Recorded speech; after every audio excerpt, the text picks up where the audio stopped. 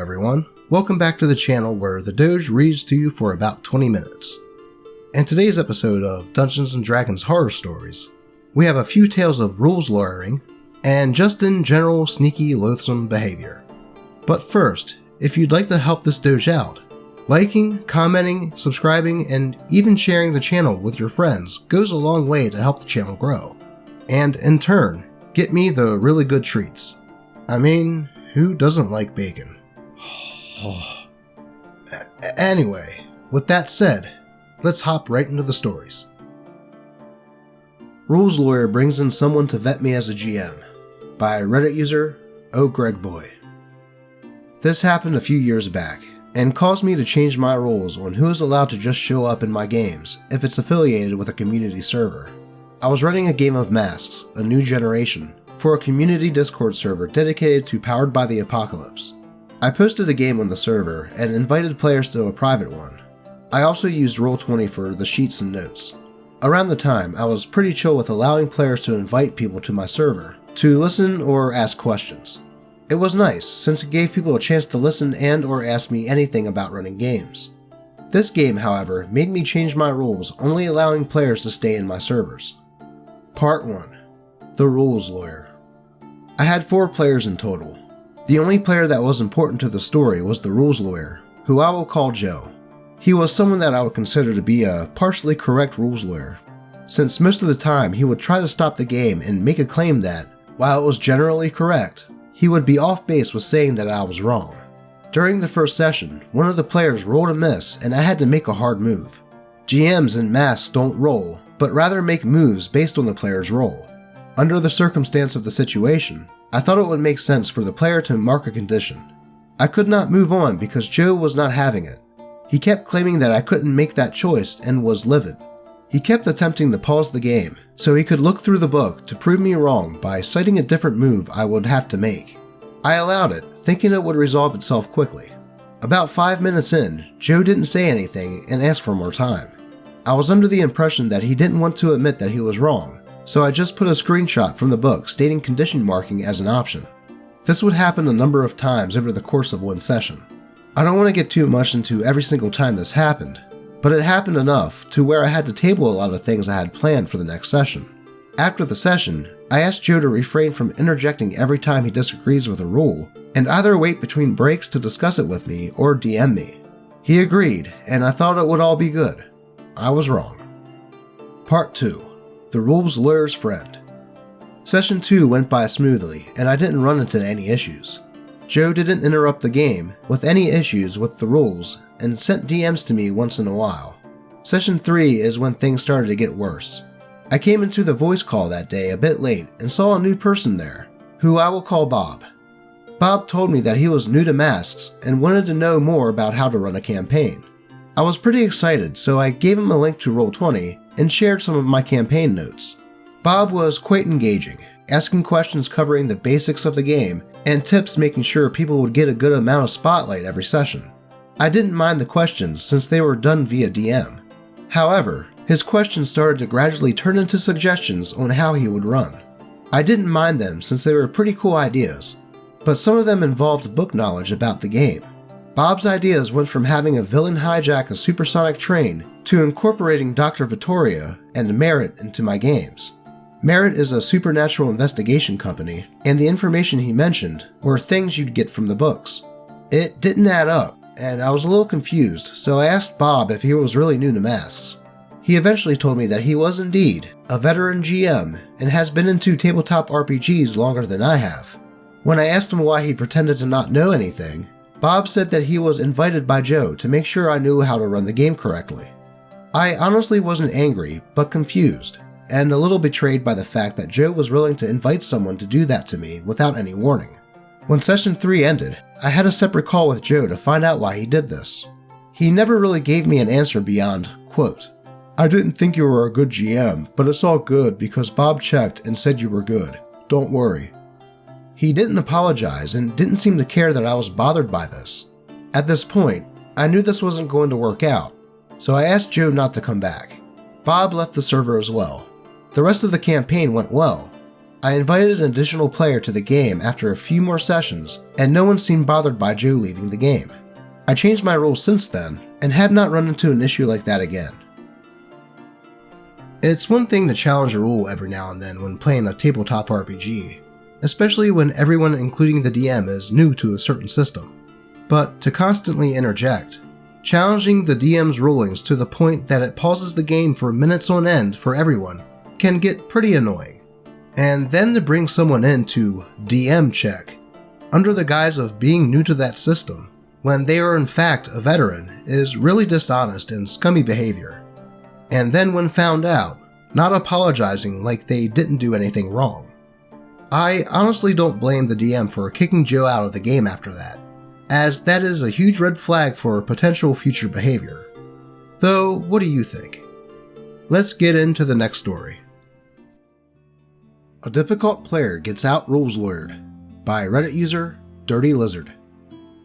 This is a story about a player who took advantage of the kindness and patience of others to give their character unnecessary advantages, but was such a massive chump that they couldn't even do it correctly. First, the setting. A play-by-post D&D 5e server, heavily focused on combat. Any player could DM, as long as they followed some rules regarding what loot they could and couldn't give out, so as to not break balance for the other DMs when a character hopped tables. There were also a couple loosely defined rules regarding general behavior, which I'll bring up when relevant. For the most part, the players got along. Disagreements were handled out of character like mature adults. Players were respectful to one another, and everyone was there to have fun. Then there was Chump. I don't know where Chump came from, or how he found this small D&D server. What I do know is that before he showed up, there was a rule that you couldn't erotic roleplay with other players in public channels. After a week of chumpiness, the rule was changed to no erotic roleplay in public channels, period. Why was the subtle change needed, I hear you ask? Well, you see, before Chump arrived, DM players would occasionally spin up NPCs to serve as quest givers or damsels in distress, what have you. There were no hard-written rules about how many NPCs you could make, but it was never an issue. Chump saw this and inferred that anyone could make any number of NPCs for any reason, and proceeded to make a literal army of NPCs and roleplay having sex with them. By himself. Oh yeah, his NPC army would conveniently share resources or perform magical services for his main character whenever he needed something. His level 1 character was their leader, you see. The mods were so blindsided by this, and the sheer volume of smut Chump was cranking out, that there was an actual debate on which issue to deal with first. After explaining to him that writing erotic fiction featuring his OCs in a public space is not appropriate, the admin made a rule that NPCs had to exist discreetly within quests, unless they were piloted by a mod. Chump claimed that he couldn't understand how what he was doing was any different than two other players having their characters greet each other with a kiss. He also found it unfair that another player, a mod, had control over a shopkeeper. Somehow threatening to ban Chump made him understand the nuances pretty quickly. Now that you have a general idea of who Chump is, I'd like to tell you about a specific incident that's emblematic of his nonsense. An important Chumpian detail is that he was a scaly. That's like a furry, but with lizards. This went beyond sexual proclivities and into identity. Chump refused to play any character besides a Dragonborn or Kobold, took any criticism extremely personally, like, quote, "Stop trying to take away my scales," and had some very exacting demands about his character's autonomy. Namely, his character absolutely had to have a prehensile tail. Before I go any further, here are the players involved. DM, a player who wanted to run a brief dungeon crawl, non-confrontational and relatively new to 5e. Chump, playing a Dragonborn fighter, I think. They also wrote with a lot of action marks like pouts or sighs, which I'm going to leave out of the dialogue because it's all obnoxious. Melf, a player with a slapstick elven monk. He would manipulate 5e mechanics in goofy ways like asking friendly players to shoot him so he could use deflect missiles to add 20 feet of range, or stacking movement speed effects so he could run really fast. He clearly knew the 5e rules well, but used his powers for cartoonish bits instead of trying to eke out advantages. Noob, a player who was kind of new to 5e, but brand new to the server. I think they were playing a gnome rogue. The important details are that they had a dual-wielding character with dark vision. Me, a passive observer, reading the channel during my lunch break. So the adventure starts with Chomp asserting, apropos of nothing, that his Dragonborn has a tail. The DM just kind of went with it because why not? Immediately, in the very first encounter, Chomp tries to do an offhand attack, despite having a shield, because, quote, "My tail is prehensile, so it can hold a sword." What followed was an argument between the DM and Chomp on the first combat round of the session. Eventually, it came to, Chomp, "Why are you bullying me?" DM, "I'm just trying to keep the game moving." Chomp, "Fine, but I can still hold things with my tail." DM, "Fine, let's move on." Everything was fine and dandy until they came to a cave. Chomp, "Can I have dark vision?" DM, "What?" Chomp, "It's stupid that Dragonborn don't have dark vision and everyone else does dark vision, and you're putting us into a cave. You're singling me out, it's not fair." DM starts typing. Noob, "I have a lantern in my inventory." Chomp, "Good, hold it for me." Melf, "Why don't you hold it with your tail, since Noob has an offhand weapon?" Chomp, "Don't tell me how to play my character. Besides, I need my tail to hold my journal." Apparently, Chomp's character liked to journal mid-adventure. They never brought this up before, or again after this session, but they refused to budge on it. Melf, "I'm just saying, you're the only one who needs the light. Shouldn't you hold the lantern since you've literally got a third arm?" Chomp, "You're bullying me." Noob, "It's fine, my gnome lights the lantern. Let's just go into the cave." They do some cave stuff. Chomp keeps yelling at Noob to hold the light steady so they can write in their journal. Good RP or abusive dickhead flexing on someone they could push around. You be the judge. The encounter kicks off with the party fighting some blink dogs. Melf rushes in. Noob tries to follow. Chomp gets mad at Noob for running away with the light and insists that Noob stays next to him. Noob sheepishly agrees. Chomp, "I shoot the dog with my bow." Melf, "Aren't you holding a shield?" DM, "Just let him do it." Chomp rolls to attack and hits. "What do you think of that?" Melf, "I think you can't target the dog because you can't see it." Chomp, "Of course I can see it. It's right in front of me, and the range on the bow is 80. Melf, "He's 60 feet away. You made Noob stand behind you with a light source that extends to 55 feet in front of you, because you wouldn't hold your own lantern. If DM lets you attack the dog, it's either an auto miss or you get disadvantage." Chomp, "What is this? Why do you keep singling me out?" Melf, "Because you keep cheating." As several people are typing, DM just states, "Okay, game's over." The DM shut the game down. Later in the mod channel, he said he didn't have the patience to deal with Chomp constantly trying to game the rules, or the way he spoke to people. Eventually, Chomp was banned from the server after going on an insult spree. That alone wasn't cause to ban someone, but by that point, he was regularly threatening other players in the game, attacking shopkeepers, constantly forgetting how his abilities worked, and generally being an ass. Last I heard, they made him a mod on one of the FR servers.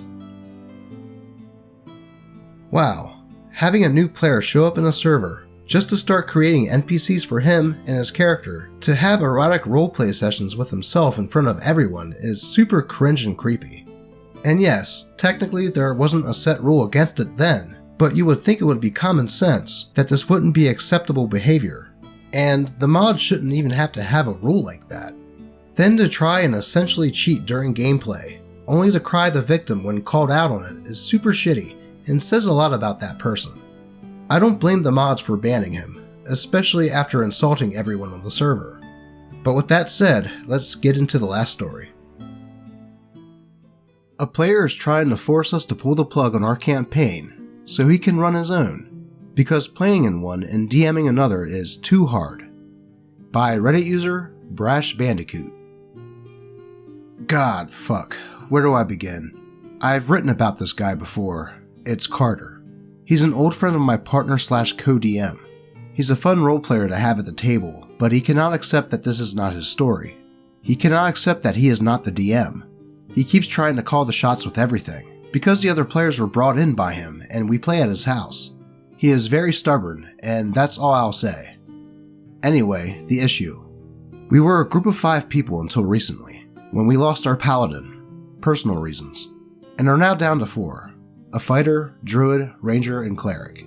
We were supposed to have a session yesterday, but were informed that the cleric couldn't make it. Carter, the fighter, said that he didn't want to play with 3, because they wouldn't get much done. We said okay, partly because we could have used a bit more prep for the session anyway, and wouldn't mind an extra week. Carter then informs us that Cleric, who isn't in the group chat because he doesn't use social media, is unhappy with his character class and will probably quit, so they'd be stuck at 3. He then decides that 3 players is too little for a proper party, that it should be at least 5. Therefore, how about we shelve our 2-year campaign and play in his instead? My partner and I are like, no. For a variety of reasons. 1. What the fuck? Loads of campaigns are fine with 3 players. 2. Cleric is quitting? He's unhappy? Shit, we'd better get to the bottom of this. 3. Why do we have to pull the plug on ours in order to play in yours? Carter insists that not a lot of people can micromanage 2 campaigns. That's tough for even us to do. Which, as I'm typing this, I realize is another Freudian slip. So you admit to micromanaging our campaign. And there's certainly no way to run 2 campaigns bi-weekly. Which, I mean, I know loads of other people who do, but go off. You're a player in ours, you just have to show up. It's not like you're prepping 2 entirely different groups. Besides, we currently only meet once a month. Carter also insists that if Cleric stays, 4 people isn't a full party. During this, I messaged my friend to see if she and her partner would like to play with us. They'd be down. Problem solved. I informed the group about them, with the one flaw that they would be over Discord instead of IRL, since they live an hour away. Carter shuts this down. Online players are no fun, since connections can be choppy and they might have to explain things twice. Okay, fine, you want a full party. We'll make you guys a little NPC companion who can fill in the missing role and be your skill monkey. Radio silence from the group. Carter doesn't even acknowledge this suggestion. He then says he's going out and we can sort this out later. There is also the issue of the cleric to deal with. Carter is the one who brought Cleric into the group, specifically to be their healer. We did not insist on this, Carter did. Now, shocker, this person who hasn't played before is having trouble coming in with a level 8 cleric. Carter seems to be blaming us for this, saying that mostly stems from coming in with a much higher level and more complicated character. He didn't have time to grow into it nor love it. Carter brought him in when they were level 7 and wanted him to be a cleric. We didn't care. Hearing this, we messaged the group that if Cleric is unhappy, he can totally change his class to whatever he wants, or introduce a new character. The character can even come in at a lower level if they're worried about him being overwhelmed, like a level 5 rogue, so there's less to manage. Carter's reply: then we have a dead rogue. Okay, so you bitch at us because Cleric was at the same level as you, but if we start him at a lower level, that's also bad. How about you offer us a solution to this problem then? After Carter went out for the night, leaving our NPC suggestion on red, we decided to message Cleric ourselves, letting him know what was going on. And Cleric was confused. He said he told Carter he found playing a Cleric a bit boring, but he didn't want to quit or anything. He then told us that Carter told him he could play as a different class in his campaign, but Cleric didn't really want to play in 2 campaigns. So Carter is purposely trying to pull our plug to get Cleric for his own campaign. So now we get the fun task of talking to Carter about what the fuck he's been doing. Our players, Druid and Ranger, have both been having fun with our campaign and don't want to pull the plug. But they're also directly tied to Carter, his girlfriend and his work friend. So they're stuck in the middle. Carter is being a snake and insisting that these problems are insurmountable and the only solution he likes is pulling our plug and then transferring all the players, including us, over to him. This really sucks too, because I would love to be a player, #ForeverDM, and Carter knows this, but I don't want to play with someone who's trying to micromanage and tank my own game. Just, fuck. Getting this off my chest, I guess. Holy crap, what a scumbag. First of all, games can be great with only 3 players. I'm currently in one, and the story is great and the encounters are perfectly balanced, so Carter's argument there is pretty bunk. Then, to lie and tell the DM that another player wanted to quit, when that wasn't the case at all, just so he could pull everyone into his new campaign, is super shitty behavior. Hopefully, they can come up with a solution since the other players are tied to Carter. But at a certain point, there's just no excuse. And it just may be best to cut ties with someone that would do something sneaky like this. Though, I would love to hear your thoughts. What would you do in a situation like this? Have you ever played with or DM'd for a rules lawyer? Has anyone ever tried to steal players away from any of your games? If so, feel free to vent about it in the comments. If you have a story that you would like to be read on a video, feel free to post it in the comments, on the channel subreddit r/DNDDoge, or even just at me on Twitter.